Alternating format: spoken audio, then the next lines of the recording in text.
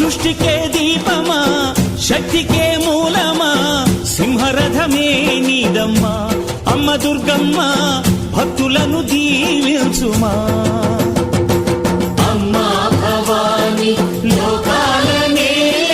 ఓంకార రూపమమ్మా తల్లిని మహిమల్ని చూపవమ్మా